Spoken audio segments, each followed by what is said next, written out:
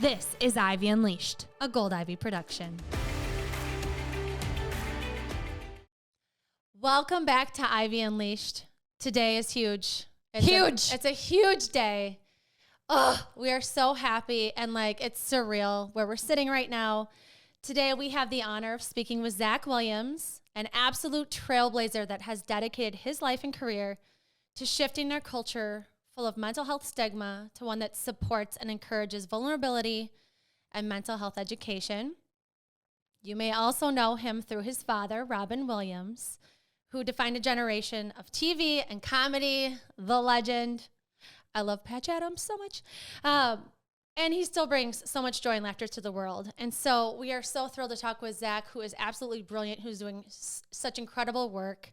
And we're so happy to chat with you today. Welcome to Ivy Unleashed. Thank you so much for having me today. I'm super excited to be speaking about everything we're passionate about.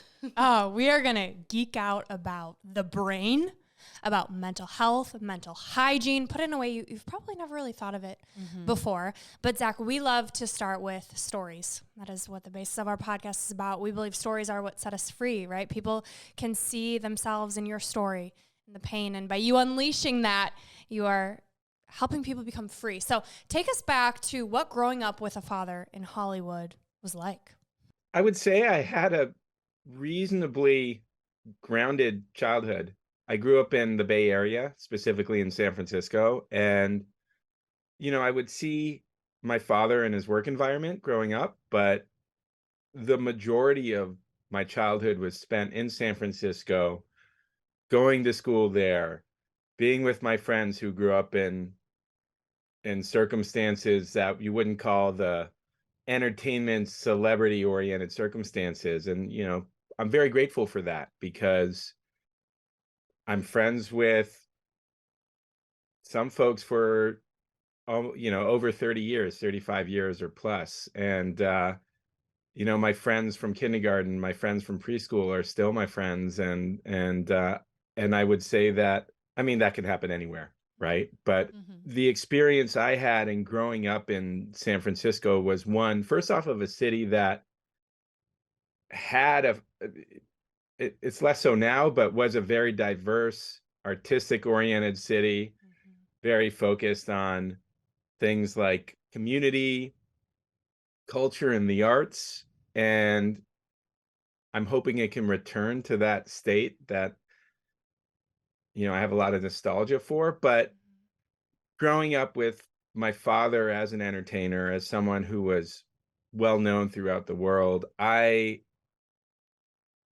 took some of it for granted because, you as a child, you have a set of assumptions. You grow up with a certain perspective on things. But on the other side of things, I would say that my father was a very, I guess normal wouldn't be the right word, but a very down-to-earth human.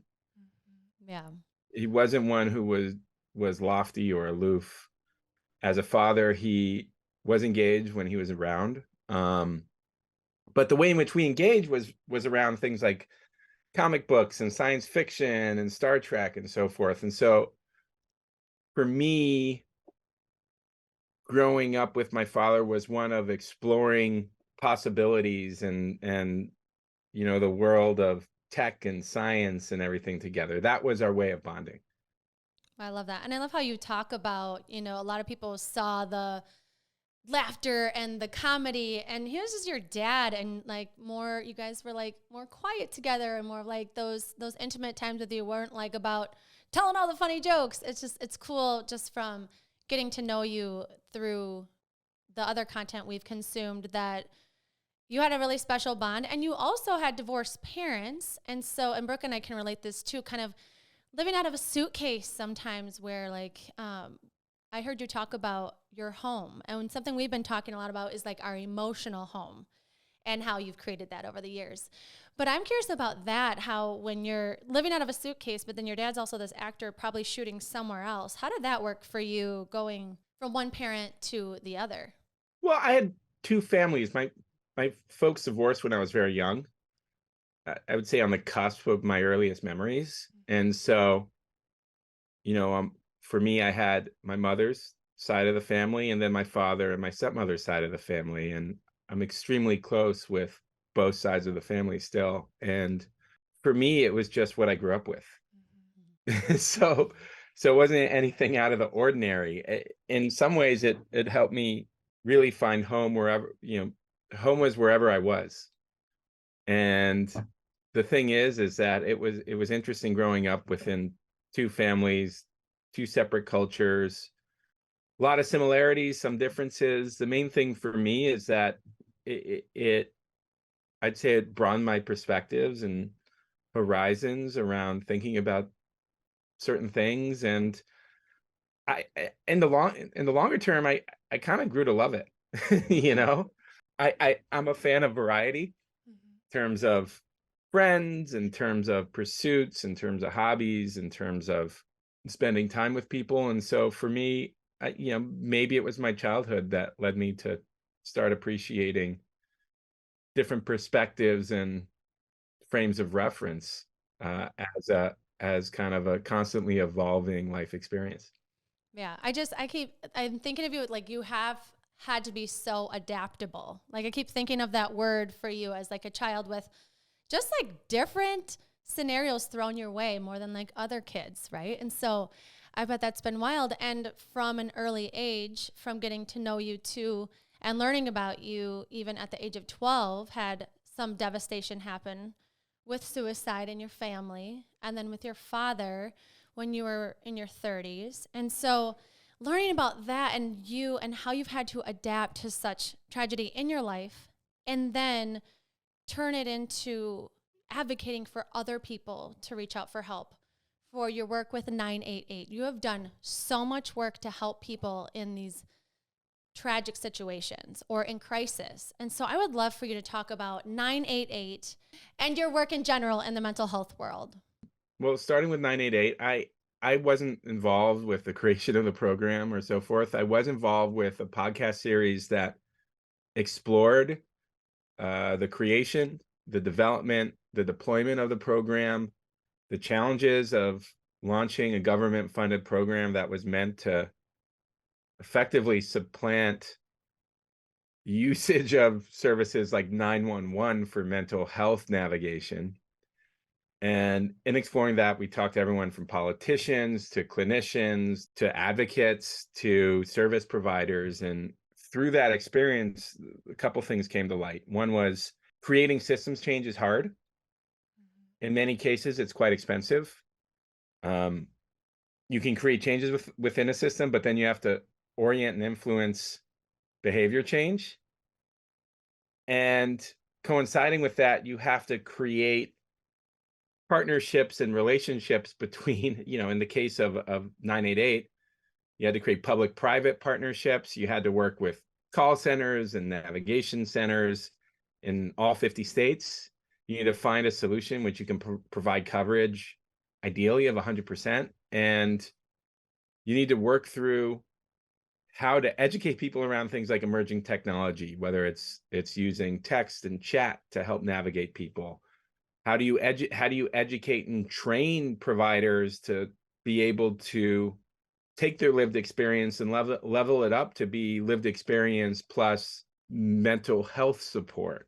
There's some nuances to that because there's different levels and stages of providers and training and so forth. But, the long and short of it is when it came to 988, I'd say it was launched with success, and it launched in July of 2022. But the level of challenge and sophistication required to continue to grow it, to continue to establish, more opportunities to engage people in crisis, or ideally prior to reaching the point where they're in, a state of extreme crisis. And so, So it was a truly educational experience for me.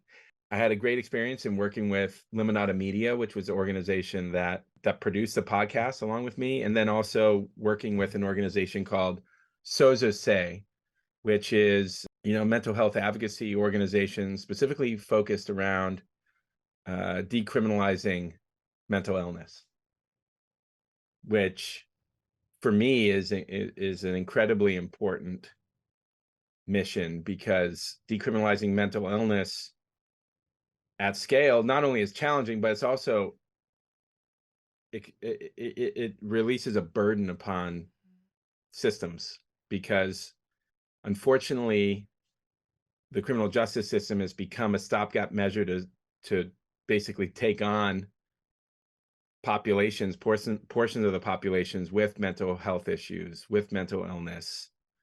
We shouldn't be living in a society like that, where the safety net or the stopgap is the criminal justice system. We need better forms of navigation.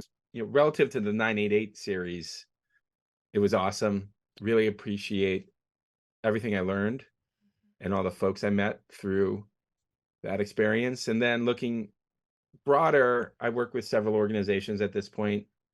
The organizations I work with most closely are Bring Change to Mind, which focuses on peer-to-peer community programming in high schools and universities throughout the United States.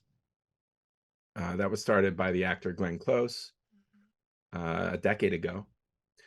And I've been working with the organization for 7 years at this point. I also work with an organization called Inseparable, which is a 501c4 policy advocacy organization focused on developing pragmatic solutions, focused on policy for parity, access, and quality of care.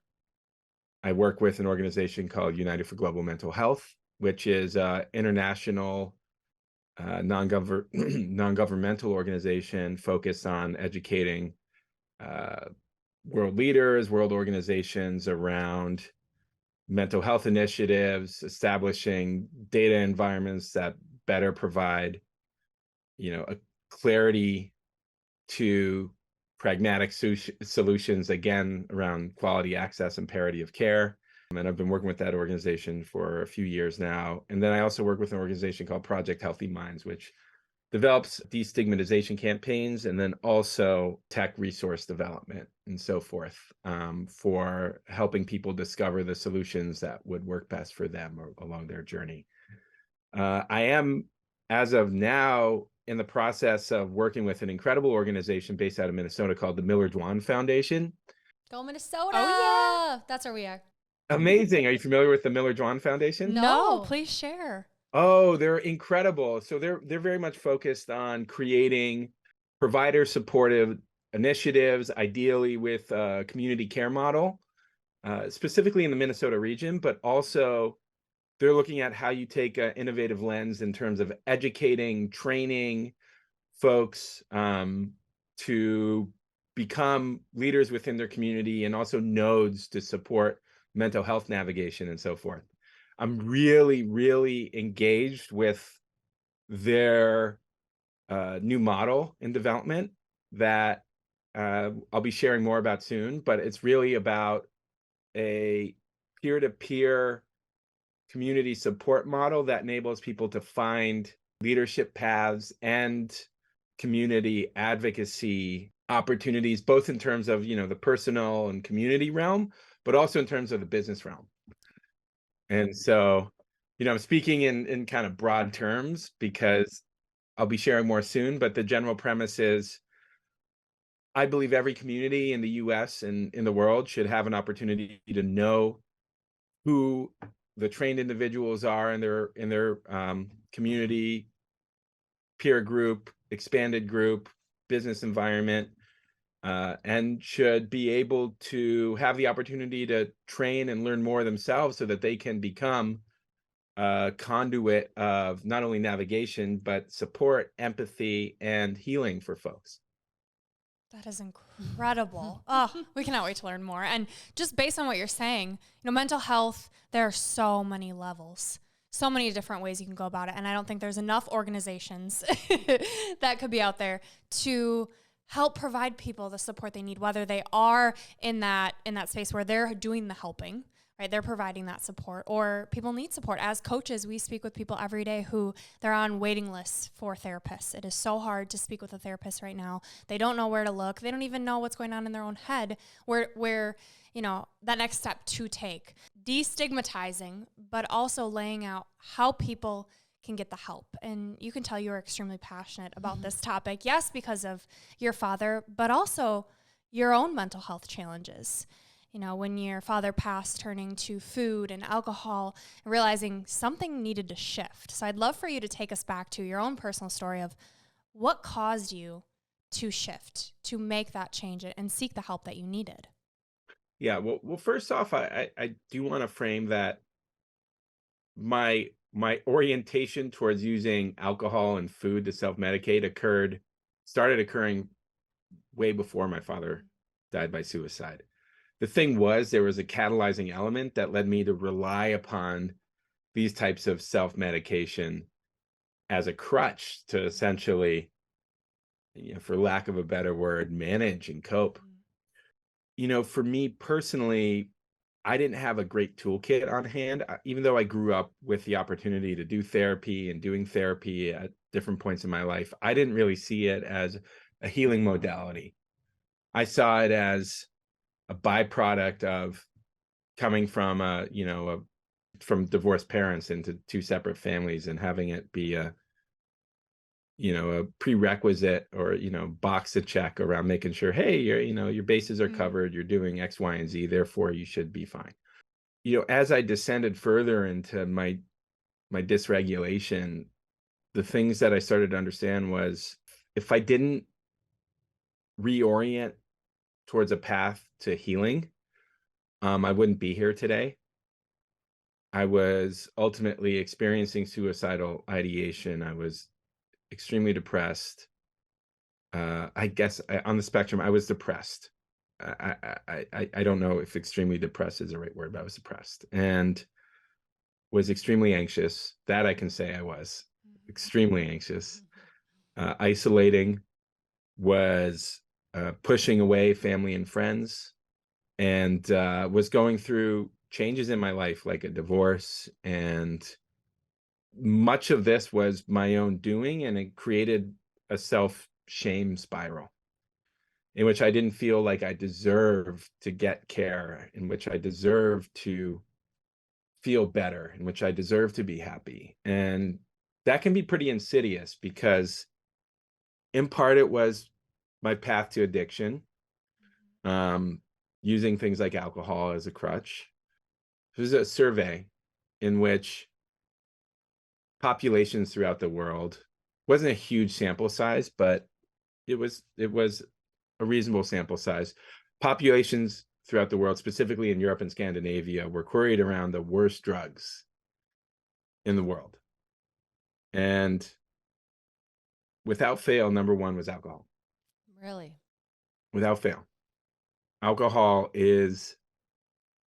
was considered the most damaging, the most dysregulating, the most harmful to personal relationships, the worst catalyst towards things like violence, whether they're domestic or otherwise. And so for me, I discounted the impact of alcohol on my being in terms of how bad it was for me, not only in terms of my emotional state, but also my physical state. And I grew up in a culture where it was normalized, the usage. My father was sober most of my life. And I had family members who and my mother was sober most of my life as well, but I had family members who used alcohol responsibly and so forth. And for me personally, I developed a very toxic relationship with alcohol in terms of not only self-medicating, but coping, in which it became the only solution set for me that made sense. And that creates a very negative feedback loop. You push people away, you continue to rely upon this, your relationships with others continue to degrade, your health deteriorates, you feel shame about all these things, therefore it becomes harder and harder to share. And it can be a spiraling circumstance. So for me, I finally decided I had to take matters into my hands, decided that I needed to start the process of stop drinking. And that took, several months to stick, and then another year to really stick. When I say several months to stick, I mean to the point I realized I can't drink. And then another year to realize that that fooling myself into trying to responsibly drink was irresponsible. And then from there on out, it's been a solid streak of seeking to find happiness and joy and connection with folks through living a sober, meaningful life. And so, the thing for me is that it required to find certain low points in my life to really understand how I was able to experience joy. I have a lot of meaning and happiness in my life, especially over the pandemic and so forth. What's occurred is that what I'm starting to understand is finding inner strength and resilience and more opportunities to establish, there's a term, it's called inner authority, has been enabling me to find continued ways to find additional meaning, new opportunities for experiencing joy, finding new paths to service. The thing for me at this point is that I really want to learn about and help nurture more resilience for myself. And then I'd like to help support others in finding inner resilience. That is amazing. It's amazing to think about how low someone can get and then what your life can become especially when you tap into service. Because just from hearing all the organizations you're a part of, it's beautiful. It's amazing what you've created from such a low to where you are now. And I love when you talk kind of about how you kind of take this buffer or the self-medicating away to understand the mechanics of your brain. And you talk about mental hygiene, which I think is a really cool term that we just want you to define, and then kind of talk about your rituals, because we really can get in like a mechanical level of how to help ourselves out with our brains. So would you talk about mental hygiene and what that even means? Mental hygiene actually stemmed from creating educational materials at my company. My company is called PIM, stands for Prepare Your Mind. PIM is my middle name. My father gave it to me. It didn't stand for Prepare Your Mind, but I wanted to create an acronym that was catchy for folks. The creation of the company actually related to my sobriety journey. After I stopped drinking, my now wife saw me suffering because I was depressed and experiencing more anxiety than ever. And she had a similar journey to me in that her sister died by suicide when she was 10. And she spent a couple decades learning how to take care of herself and her mental health through different modalities, specifically lifestyle interventions for her were most effective. And she turned me on to nutrition for mental well-being. I discovered things like amino acids for neurotransmitter health that were very effective within a very short amount of time, specifically things like GABA and L-theanine for my anxiety, and things like 5-HTP and serotonin support, serotonin precursors were really helpful for my depression. And so through discovering nutrition, I was able to sort out my anxiety in 2 days, my depression over the course of a couple of weeks. And I was so impressed with the outcome that I decided to leave my role as chief operating officer for an AI company and start a company that stood for mental health advocacy. As I like to say, like Starbucks stands for coffee or Patagonia stands for sustainability. And my wife, Olivia June, and I started the company together, and we launched in September of 2020. We now have 6 products. We'll be launching 3 more products in the next few months. But one of the things we realize is that, yes, there's taking nutrition for mental well-being. And our first product is called the Mood Chew. We established a product that now tens of thousands of people, I think we're close to 100,000 now at this point, have found support with. But looking beyond that, we realized that there was all these other nutritional solutions that people needed for a foundation. And we launched a set of products called the Mental Hygiene Kit.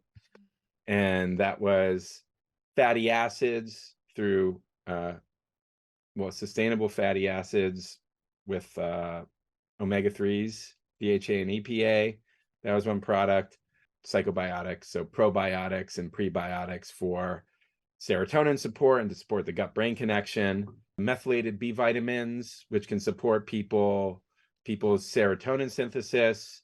And also it's effective, especially effective for people with the MTHFR mutation, of which I believe, I think 40% of the US population has an MTHFR allele.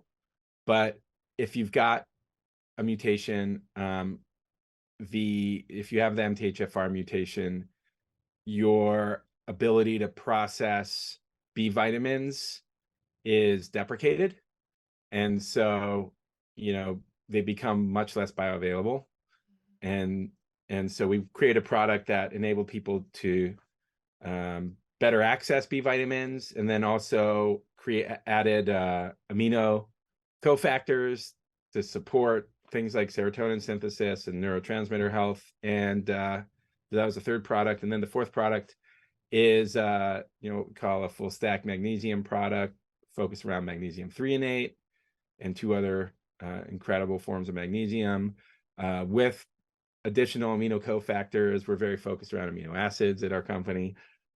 And so we launched it as part of the Mental Hygiene Kit. And the thing for us was we realized it's like, yeah, you can take all these products. They can be really helpful for your mental well-being. But if you're not managing your fitness, mindfulness, meditation, community support rituals, things like breath work, and so forth, you're likely going to be challenged in some way. And so we realized that any individual has a given mosaic of mental hygiene rituals that work best for them. And I believe it should be a priority for any individual to discover their mental hygiene rituals. And, like I said, we happen to prioritize nutrition, and nutrition is an important part for mental well-being, not only in terms of what you take in, it's also in terms of what you're not taking in terms of processed foods, too much sugar, and so forth. But we realized that, yeah, we had a weighting around nutrition, but really you got to look at the spectrum. And, a large part of the spectrum is behavioral solutions and so forth. So what I took upon myself is starting to advocate for mental hygiene as a discovery journey for people, understanding what it is that they need to do to take care of themselves. And that's what mental hygiene is all about.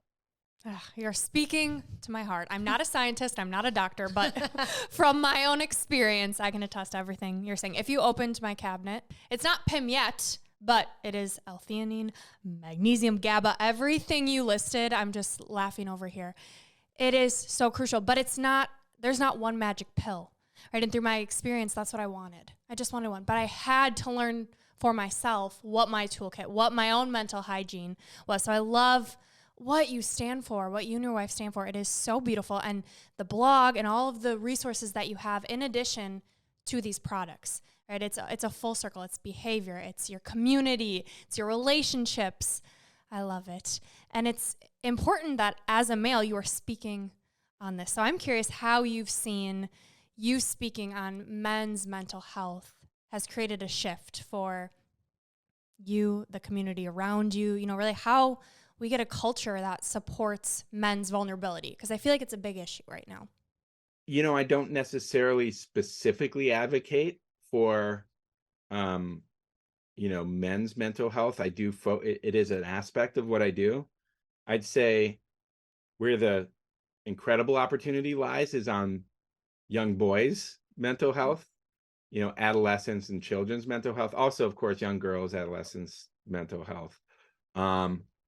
But generally young people.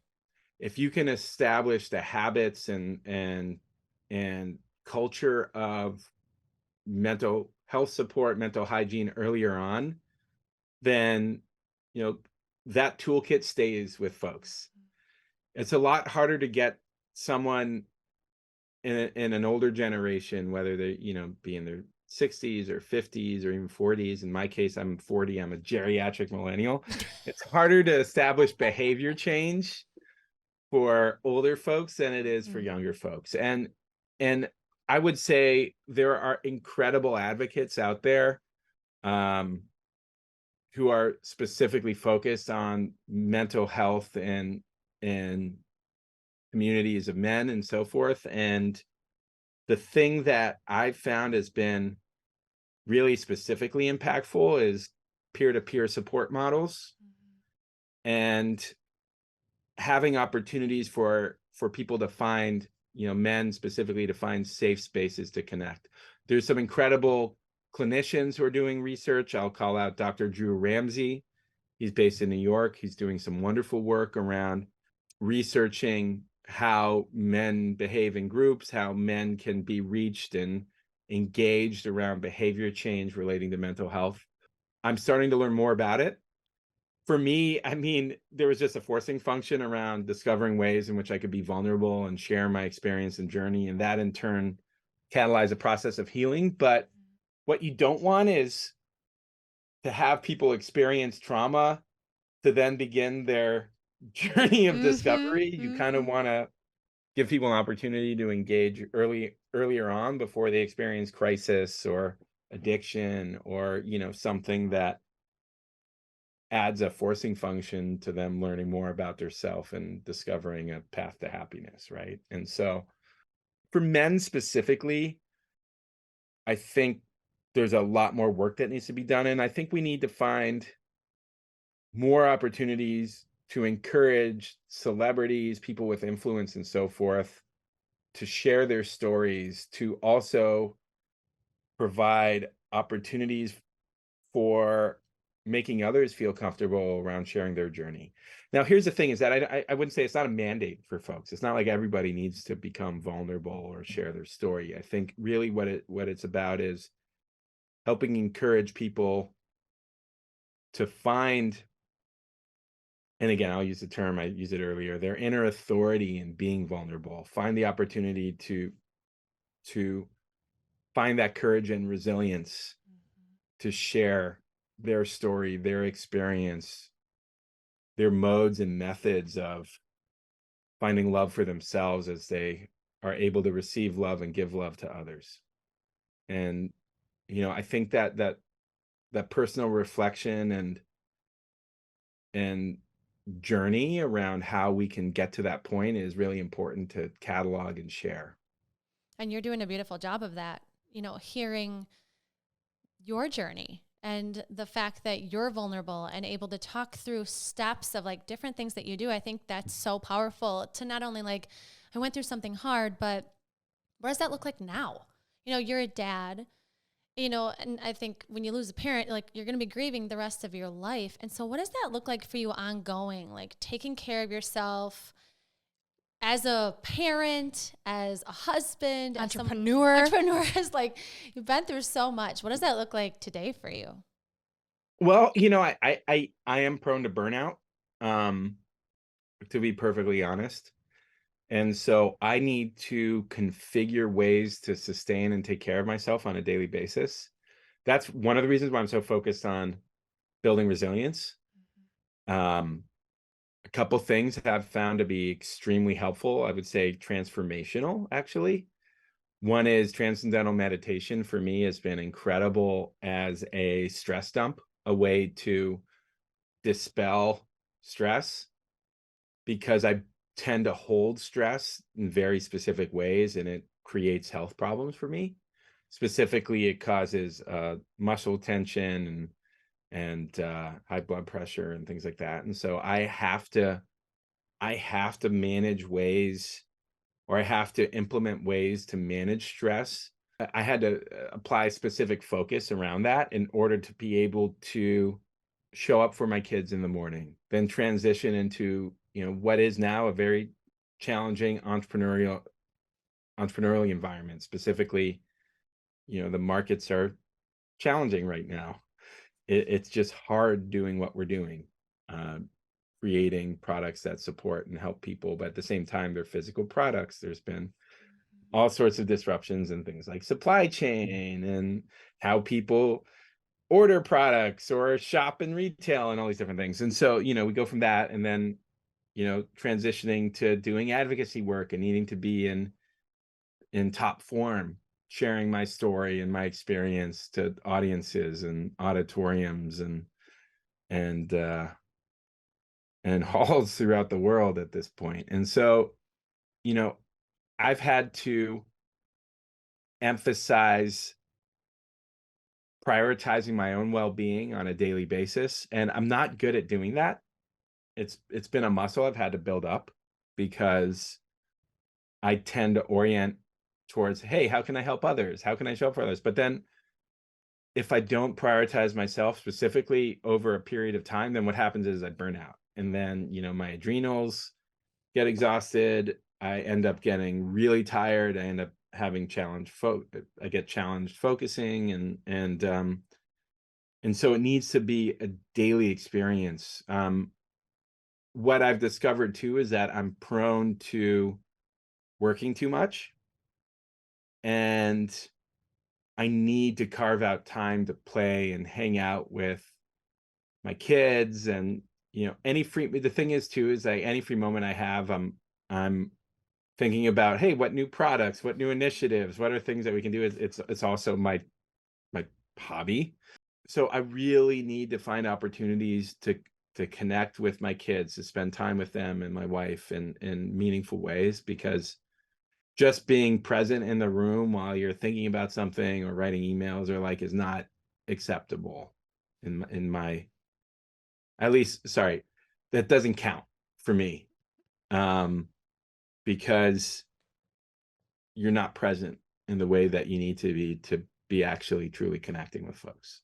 Yeah. I always think too, as a parent, like, I don't know if you felt like this with COVID, and just like the nature of your business is on a computer, right? And you can be doing the most life-changing work. And, I've got 3 little kids, but they see you staring at a screen, right? Like, hold on a second, I just need to take care of this. Like, you're literally saving lives in your work with Pim, but they see their dad looking at a screen instead of them. So I always wonder what this time frame, especially with COVID and being locked in the house, the kids seeing you so much on a screen, what that's going to do to their emotional well-being, or what they even perceive as work. It has a detrimental effect towards children's well-being, because when they, and with babies too, you might think, hey, you have an infant, and that infant won't remember seeing you on a phone or in front of a screen or things like that. But the thing is that they start affixing value to that device, to how you interact with it and so forth. And so as infants transition to babies, transition to toddlers, transition to children, they start affixing value and weighting to how you perceive that object in your life, and they'll start adding value and weight to that object, and suddenly it becomes something that becomes an object of attention, affection, jealousy, whatever it may be, and it can be very disruptive for people and relationships and so forth. It's happened in my life that my son, he gets obsessed with phones because he seems to see us be obsessed with our phones.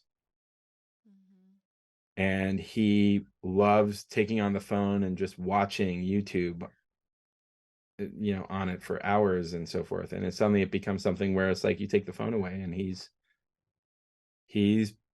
pissed off. And then he sees us on the phone and he's like, oh, I don't have attention from my parents because they're fixated on something that I should probably be fixated on. Of course, I'm sure there's a lot of nuances and different circumstances and so forth, but I really worry about our engagement with technology as parents and friends in terms of how we can deeply engage with others. Yeah, I also think about staring at a device for that long, right? And how it is affecting our brains as adults, but also our children's. I know a lot of people listening can relate to that. So I'm curious, Zach, what advice do you have for people who are dealing with this with their young children? Find opportunities to put the phone away over long periods of time. I'm still working on this. It's something that, I would say, especially when it comes to having the phone in eyesight of children and so forth. What happens is again, they start affixing value, and suddenly it becomes, an object of affection and or attention. What you want is unabated interaction with your kids. And so just finding opportunities to not have the phone be part of the dialogue. Again, I think there's different degrees in which we're all complicit parties to this, but I'd say, providing the attentions there, and that there's, positive progress towards having meaningful interactions with kids, with your kids or other kids or so forth. It's helpful. I just, the challenges too is that when it comes to building things like social media products or video products and so forth, the chief metric you're often looking for in terms of what success looks like is engagement. And same thing applies to media, even launching things on like Netflix and so forth. Time watched is one of the core metrics of success. And so, all this content's super engaging, whether it's healthy for someone or not. And so the concern I have is whether it's things like TikTok or YouTube or so forth, the more engaging it is, the harder it is to pry someone away from experiencing that. And then it creates withdrawal symptoms. Even us as fully grown adults experience withdrawal symptoms when we don't have access to our phones over periods of time. Teens experience more intense withdrawal. Actually, I don't know if it's more intense, but they also experience withdrawal symptoms, in the sense that, they get anxious. They start having, in certain cases, you can get, increased heart rate. You can get, all sorts of side effects associated with taking a phone away from folks. And so, I really worry about future generations of kids becoming adults and having their brains wired in such a way where, if you pry away the technology, it creates very challenging side effects and withdrawal symptoms. Yeah. My kids will be like, I'm bored. I'm like, good. Like, it's good to be bored. You have to figure out a way to have fun. Like, go hang out with a friend and don't take your iPad with you when you go. It's interesting. Like, bored to them is different than what bored is to us. And so, yeah, I'm very curious what's going to happen. But I feel like it's important to think about how their brains are developing. It's important to think about the fact that it's not fully formed. It's important to think about serotonin and what happens when you get a notification and all these things. I'm glad that we're talking about it. And I'm glad that, we've had some episodes on looking at your metrics of screen time and trying to get it down for your own sake, for your family's sake. We're all seeking connection. And so it's important to consider. I think it's tough too, though, to your point, Zach, when you are an entrepreneur, when things like marketing and, wanting your product to be in the hands of people who need it, it is so data driven and it's eyeballs.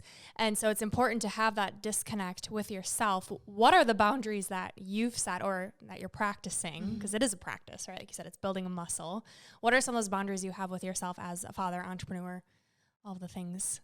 I break these boundaries all the time, but I try to put my phone away for long periods. What's a long period to you? Yeah, a couple hours. Mm-hmm. Okay. I want to be cognizant of when I'm going through cycling. When you're just like checking email, then apps and whatever it may be. And it's something that is just mindless. Understand, like, why are we being mindless around this and what are we replacing?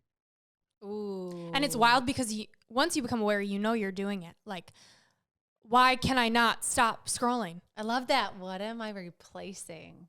What do you notice when you ask yourself that question? It's procrastination a lot of the time. Mm-hmm. Running a company, being an entrepreneur involves a lot of hard conversations constantly, and that can often be deferred. For me, there's certain times a day when I'm feeling fulfilled and have resolve, and there's certain times a day when I'm feeling kind of, feeling like I have less resolve. Being mindful of that's important. Generally, it's when I haven't eaten or I've had things like too much caffeine, and then I just go into this cycling period. Developing a mindfulness around why it is we're doing the things we're doing and what that activity is potentially replacing, or how it functions as a coping mechanism, is a great exercise to apply. I feel like with this boundary talk, what it's really doing is it's creating space for ourselves to get ourselves a prepared mind, which is at the basis of what you do. So, Zak, will you share with our audience what a prepared mind is? Well, a prepared mind is one that's able to structure its life in the way that fulfills living up to the intention of the being, the soul, right? And for me, having clarity of thought, having focus, having foundation, meaning feeling secure, and having a sense of serenity, that for me are the attributes of a prepared mind. And so if your mind is prepared, you can live with intention and you can act on intention. If your mind isn't prepared, then you're in a distracted state, and something becomes a lot harder to live with your intention and your truth. I love that. I could feel that when you said serenity. You can feel that in your heart. And it is such a mind-body connection. And that's exactly what we stand for. With your products, it's all about giving yourself the nutrients and the amino acids that you need for these neurotransmitters. For people listening who aren't familiar with gut health and my journey, I didn't have the correct gut health to give me the serotonin, the dopamine, these feel-good neurotransmitters that I needed for my mental health. So when I found those, when I started taking those, it was a game changer. And everything you're saying, Zak, I'm just like, yes, I'm so glad you're talking about this, because when I was in the midst of my darkness, I couldn't find anyone. And maybe I just wasn't looking for the right people, or, they weren't coming across me. But the fact that we get to share you with our audience means so much to me. And I know Andrea too. So I just want to say thank you from the bottom of my heart. Hey, it's my pleasure. It's a joy having these conversations, and I so appreciate the work you do. So thank you. Yes. And where can people find PIM? Plain and simple, pym.com. pym.com. pym.com. We're launching in a few weeks. It's nutrition for attention. And that's something we worked with a nutritional psychologist who is pretty well known. Her name's Dr. Nicole Berkins. She works primarily with adolescents, but also with adults. And she created a nutritional formulation, or she's been using nutritional formulations for decades now to focus, to help young people and adults focus. And we wanted to consolidate all that nutrition into a single chew. And we're excited to share it with everybody. That's great too, because a lot of entrepreneurs listen, and entrepreneurs need to focus. So we're going to Well, it's like, Zak, I'm sure you're like, what do I need? I need help focusing. Let's create a product. Yeah. All right, Zak, we love everything you stand for, and we would love for you to share your 3 gold stars with our listeners. Find your mental hygiene rituals. Find ways to support your inner resilience. Always take the opportunity to love yourself. Simple, powerful, just how we like it. Mm-hmm. All right, and 3 more questions only, I promise. Unleashing Ivy, our rapid fire questions. Are you ready? Mm-hmm. My question's kind of heavy. We've been talking about suicide, and when you were 12, you lost your 13-year-old cousin to death by suicide. And I'm curious, as like you're a parent, I'm a parent. How did your parents talk with you through those discussions around mental health when you were a teenager? We didn't have those conversations. It was primarily a cultural thing. It was on my mother's side. My nephew, pardon me, my mother's nephew, my cousin, and my mother and myself come from an Italian American heritage, me on my mother's side. And culturally speaking, talking about mental health in on the Italian American side of my family was not something that was readily discussed. That's changed, by the way, over the past almost 3 decades. My family members are now much more open to discussing their experience. But at the time, mind you, this was in the early 90s, there was a lot more stigma and cultural inertia around discussions relating to mental health. I'm so glad that those trailblazers, like you're doing now, is what has caused a shift. And if we just recorded earlier an episode about our biggest takeaways from therapy. And it was, as a kid with divorced parents, I don't think I even knew really what therapy was. And that was 10 or so years ago.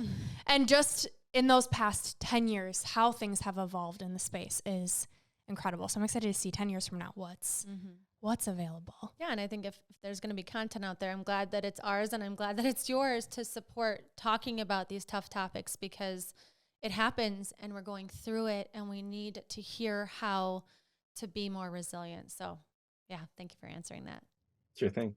Okay, my question for you. What would you say is the greatest lesson you learned from your father? I mean, plain and simple, it was always be kind. There's no reason why you can't be kind to folks.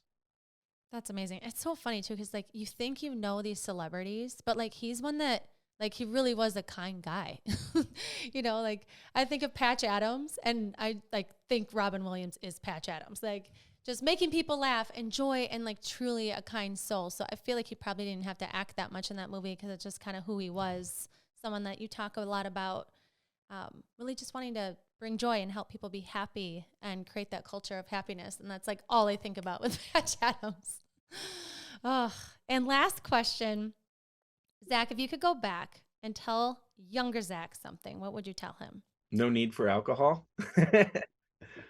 Yeah. Also, give yourself more credit for the work you're putting into taking care of yourself, and things are going to be okay. All right. We hate to see you go. It's been an honor, though, to have your time. We know it's precious. You are doing so much wonderful work in the world. I hope you keep giving yourself credit for what you're doing, because it's heavy stuff, and changing the culture of a country like ours and the world is a lot of work. So thank you for what you're doing. Thank you for your time. Thank you for chatting with us. We've been looking forward to this and are so happy that we were able to meet you. It was such a pleasure, and I look forward to staying in touch. Yes, absolutely. All right, Zach, we leave our listeners with a piece of gold, a quote that speaks to you. Will you please share yours? Service is my path to happiness. This is Gold Ivy signing off. Listen to your truth and go chase your gold.